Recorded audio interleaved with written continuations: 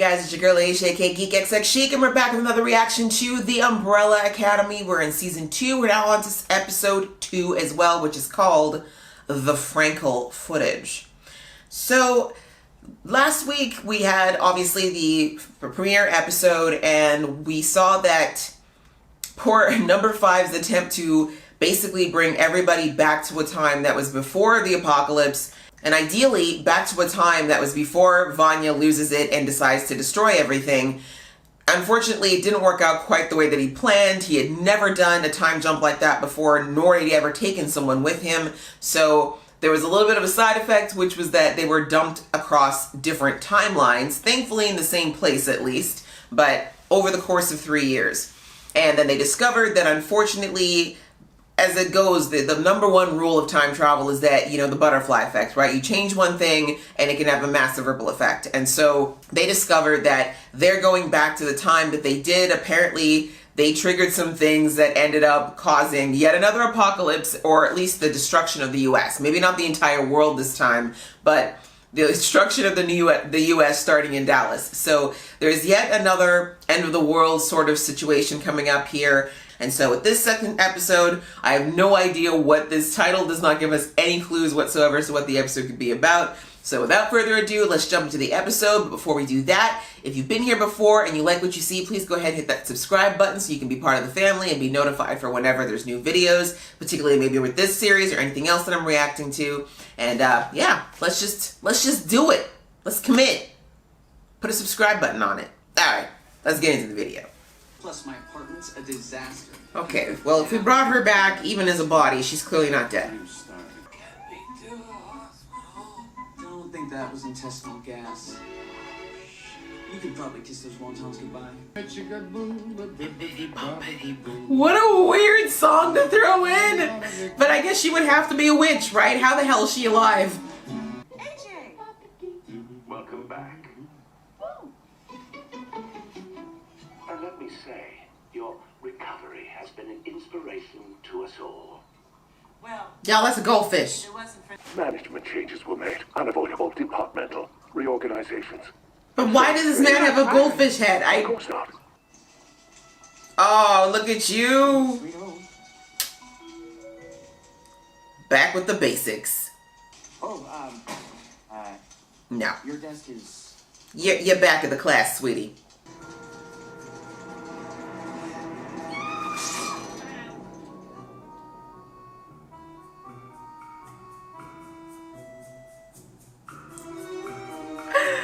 I am living for these openings. They are so creatively done. Ah. Wait, listen.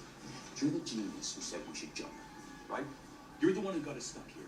And you're the one who Was found you. the alternative was death. She's probably... Don't take this wrong, but I wish I'd run you over years ago. The type of sentence that you take out of context. You guys are in very, very conspicuous clothes, FYI.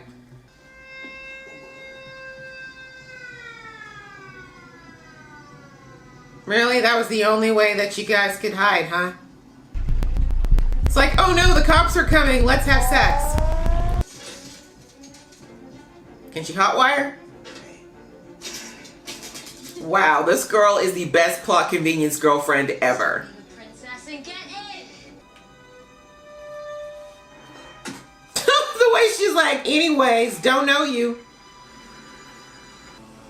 Oh, the Scandinavians are back. Why is this guy still in that ugly uniform?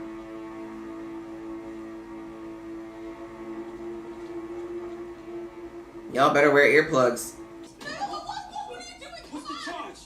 Assault and battery. Officer, that's ridiculous. You don't remember? You beat a man without provocation. It'll just... No, that was me. I didn't stop. Please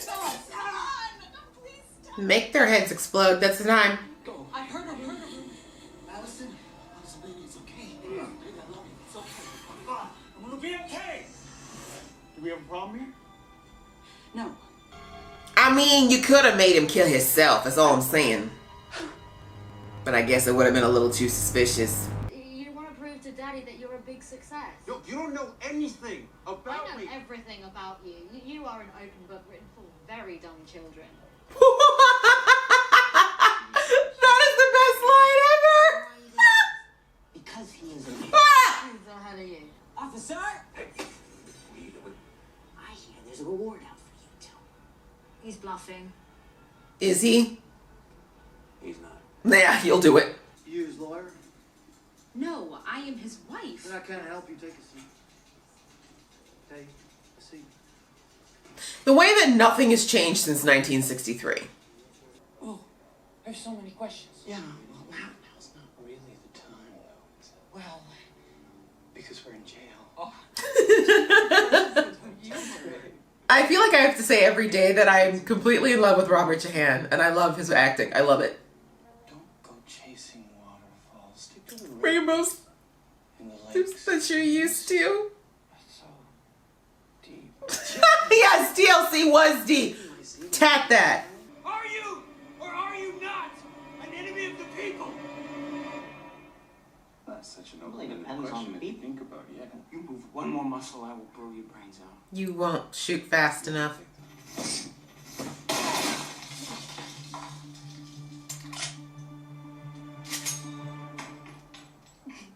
What the hell just happened? I love how she is literally us. I love how so many of the people interacting with this season are literally the audience if they were in this situation with superpowered people. It's amazing. Umbrella. Is that your dad?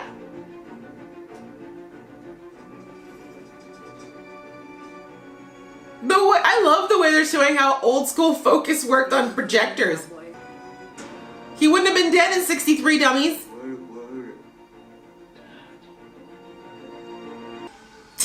Why am I not surprised you stalked her? Weren't you the one who just wanted to live your I'm still being somebody's little whipping boy life, sir? Don't be stupid. She's still super powerful. And you're drinking? Oh, sir. I'm starting to believe number 5. I think the monkey DNA is taking over. That's not how hide and seek works. You have to stay in the same spot. He's cheating. You know who I am? What? Of course I know you. Does she not remember who she I've is? been putting ads in the paper. What did you do to me? Well, I mean, since you put it out there, Luther. I let you down. Whose kid? He's my son. Exactly. Interesting. I wonder if it is better that he leaves her be. Except that she doesn't remember her powers. That could be dangerous. Again. What? Why?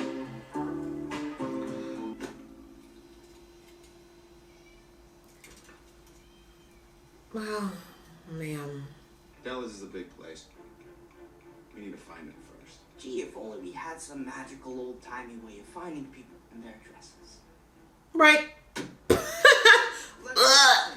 Now listen, children, once upon a time, there was something that was called a phone book. It was actually paper that you used to find people's names and addresses. Do you believe there are things in this universe we're never meant to understand? Like yogurt. Okay. We don't have to understand shit about it for it to be real. Right? It doesn't make us crazy. That whole movie. It's just that. That was a great explanation, actually. Wow, this season's coming through with the writing. I gotta say, I'm impressed.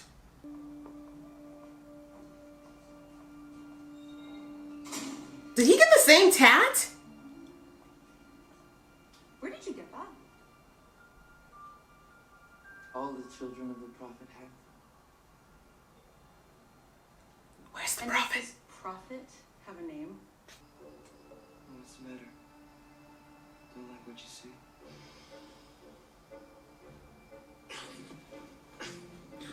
Piss off. Oh no, this is one of his followers. Klaus, what did you do? There are a lot of men around here who apologize to women. So whatever you did, you said something bad.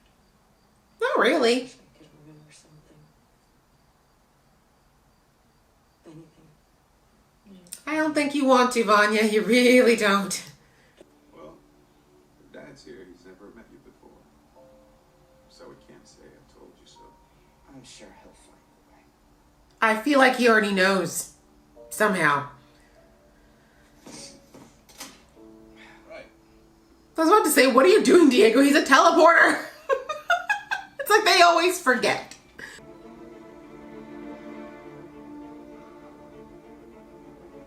Don't think Dad's been there in a minute. It's a shell. The whole corporation's a shell. Look under the building. Secret passageway? Not the suspenseful violins. Pogo. Pogo? Oh, it's baby Pogo. No. And he can't talk yet. Well, Diego's been looking for a fight. He been looking for a fight. You got one.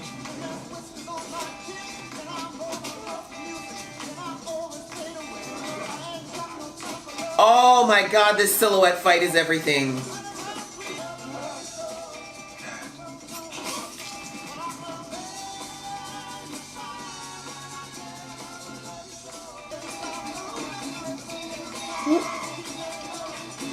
Wow. Pogo loyal to the first and last.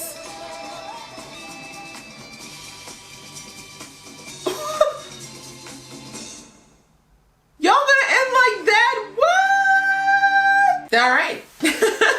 Still processing. Okay, guys, that was the latest episode of The Umbrella Academy. And wow, what an ending.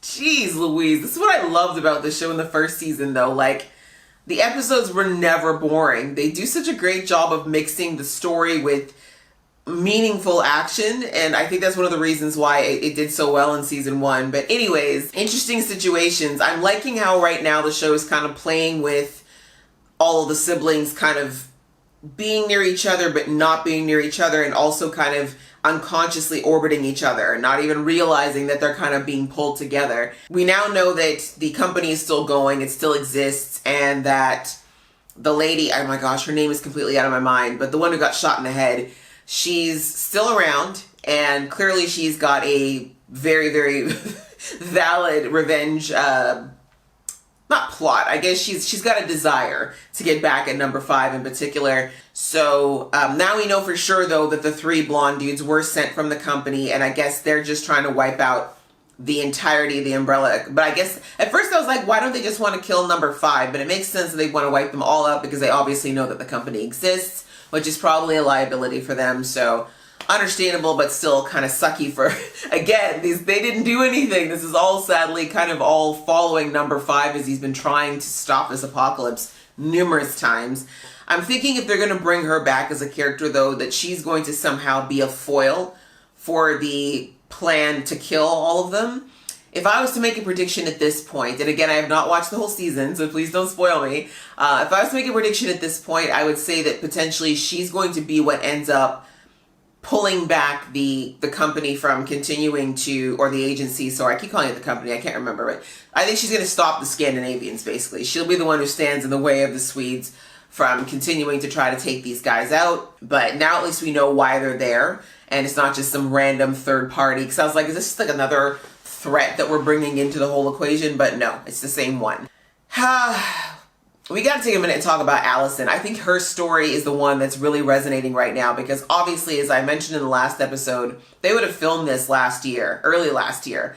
And so that was long before Miss Rona. It was long before all the things that happened with, you know, in the States and the marches and the demonstrations and everything. So considering that they have her back in a time when civil rights was at a peak again, about what, 50 years ago now, it's kind of interesting how much of that still parallels to now. I think that's the part that actually makes me the saddest, is that 50 years have passed since, you know, that time, JFK's assassination, you know, Martin Luther King doing his marching, all those things, and there's so much that is still the same. Like, so little has changed in the way that, as we saw her, how, like, you know, we saw it in the last episode how that store owner completely set them up.